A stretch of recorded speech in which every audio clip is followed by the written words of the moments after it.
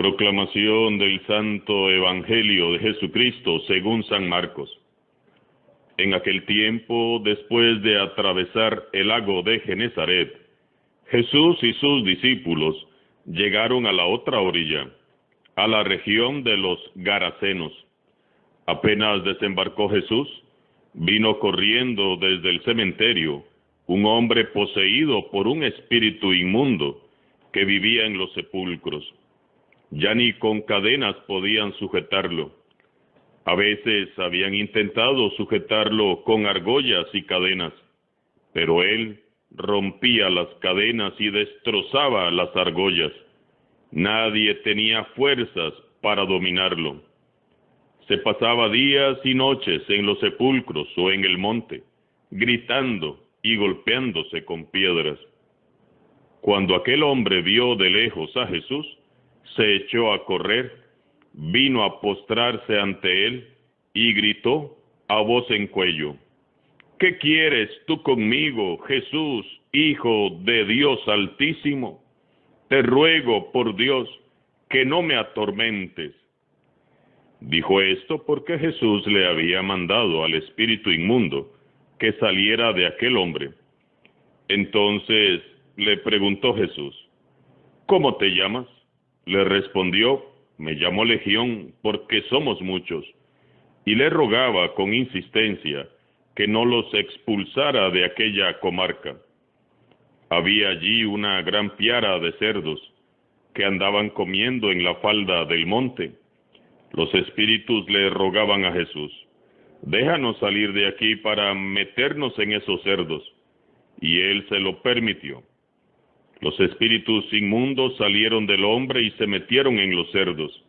Y todos los cerdos, unos 2000, se precipitaron por el acantilado hacia el lago y se ahogaron. Los que cuidaban los cerdos salieron huyendo y contaron lo sucedido en el pueblo y en el campo. La gente fue a ver lo que había pasado. Se acercaron a Jesús y vieron al antes endemoniado, ahora en su sano juicio, sentado y vestido. Entonces tuvieron miedo. Y los que habían visto todo les contaron lo que le había ocurrido al endemoniado y lo de los cerdos. Ellos comenzaron a rogarle a Jesús que se marchara de su comarca. Mientras Jesús se embarcaba, el endemoniado le suplicaba que lo admitiera en su compañía, pero él no se lo permitió y le dijo: vete a tu casa a vivir con tu familia y cuéntales lo misericordioso que ha sido el Señor contigo. Y aquel hombre se alejó de ahí. Lo que Jesús había hecho por él, y todos los que lo oían se admiraban. Palabra del Señor.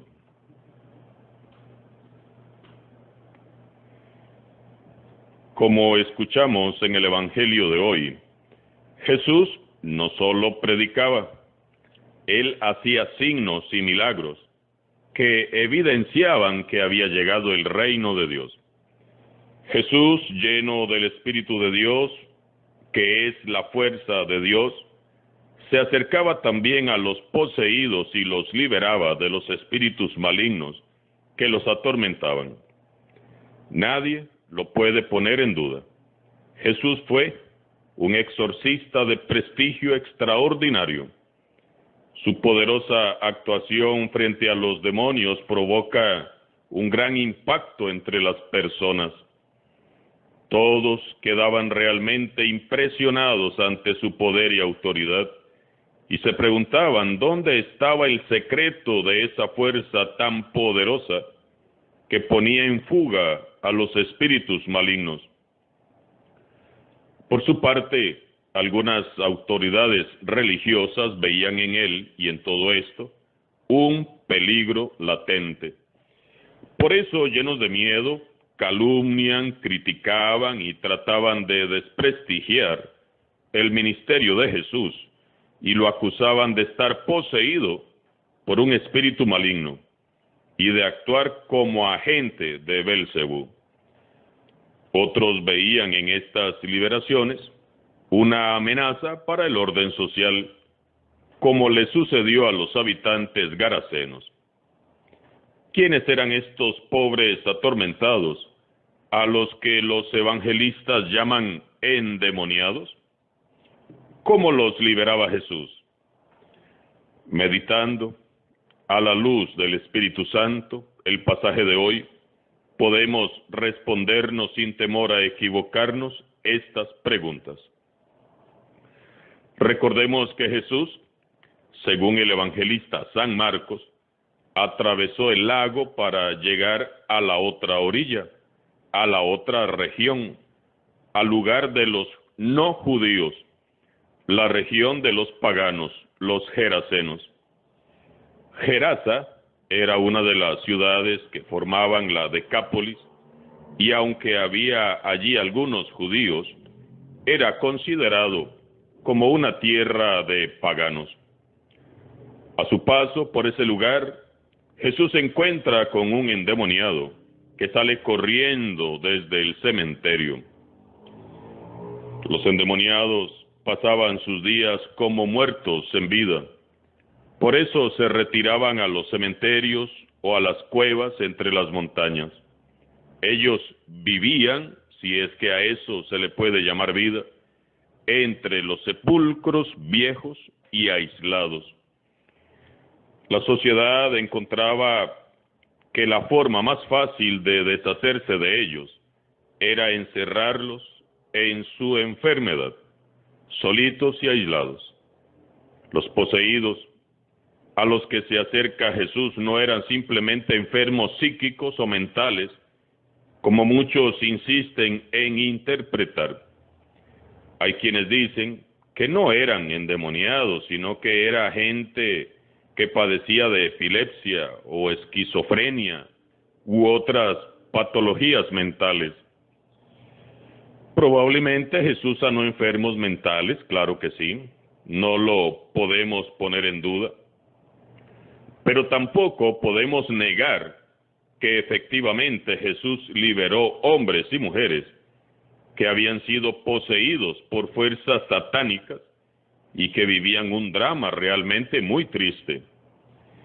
Ellos eran gentes desnutridas, víctimas de muchísima violencia y marginación, impotentes para defenderse de los abusos y el acoso insoportable del mal. Corrían y deambulaban por los montes en una soledad y abandono total. Vivían lanzando alaridos por su incapacidad de comunicarse con los demás, se herían con piedras, víctimas de su propia violencia. Este es un pobre hombre desquiciado, privado de sus facultades mentales, que no es dueño de sí mismo y se ha convertido en su propio enemigo. Y este es el primer mal que Jesús ha venido a vencer, el mal de la alienación, ese mal que nos hace volvernos contra Dios y contra nosotros mismos, contra nuestra propia naturaleza.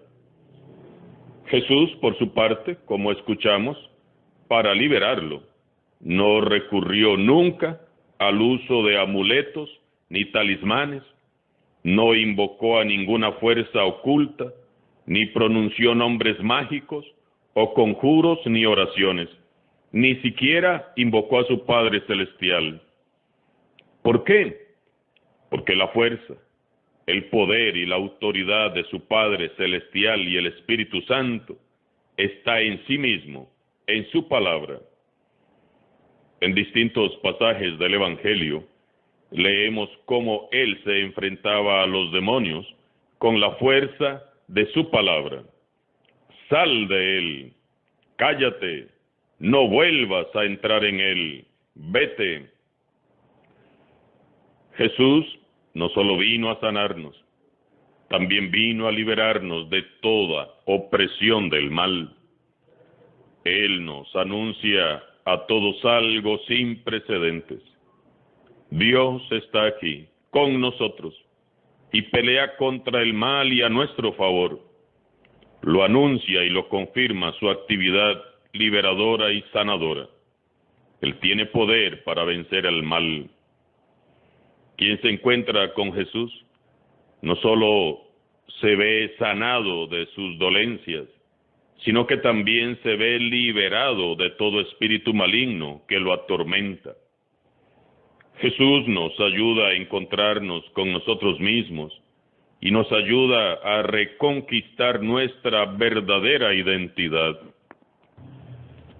Hermanos y hermanas, las sanaciones y las liberaciones que hace efectivas Jesús son más un signo de la misericordia de Dios que una demostración de su poder. Jesús se empeña en despertar la fe de las personas hacia su Padre misericordioso. Dios es el Padre amoroso que lucha contra aquel espíritu malo que propicia el sufrimiento humano. Porque Dios nos ama, nos quiere ver libres de toda opresión. Dios no es enemigo del ser humano. Dios no es enemigo del hombre y de la mujer, todo lo contrario. Dios es un aliado. La legión de demonios que atormentaba a aquel pobre hombre estaban realmente preocupados porque Jesús, como Hijo de Dios, podía precipitarlos y anticiparles su ruina final. Dijo el pobre hombre postrado a los pies de Jesús: ¿qué quieres tú, Jesús, Hijo del Dios Altísimo, con nosotros? Te ruego, por Dios, que no me atormentes. A pesar de que este es su primer encuentro con Jesús, él reconoce tanto el nombre humano de Jesús como su deidad, su majestad, su omnipotencia, su poder y autoridad. Esto quiere decir que no se trataba simplemente de una persona enferma de la mente, sino que estaba poseído por poderes demoníacos que conocían y reconocían la verdadera identidad de Jesús. Jesús, haciendo referencia al uso habitual entre los exorcistas, pregunta al demonio cuál es su nombre. Este responde que Legión, pues son muchos los demonios alojados en aquel hombre.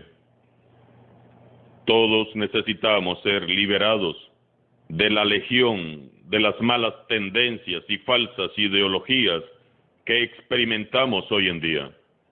Orgullo, sensualidad, ambición, envidia, egoísmo, violencia, intolerancia, avaricia, miedo, alienación. Veamos cuán dividido estaba este pobre hombre. Una legión de espíritus inmundos había tomado el control de su vida. Esta es una liberación un poco misteriosa que se ha prestado para muchísimas interpretaciones.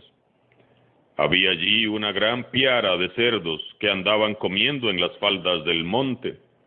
Los espíritus malos le rogaban a Jesús: déjanos salir de aquí para meternos en esos cerdos. Y él se lo permitió. Los espíritus inmundos se metieron en los cerdos, y todos los cerdos, unos 2000, se precipitaron hacia el lago y se ahogaron. ¿Qué significa todo esto?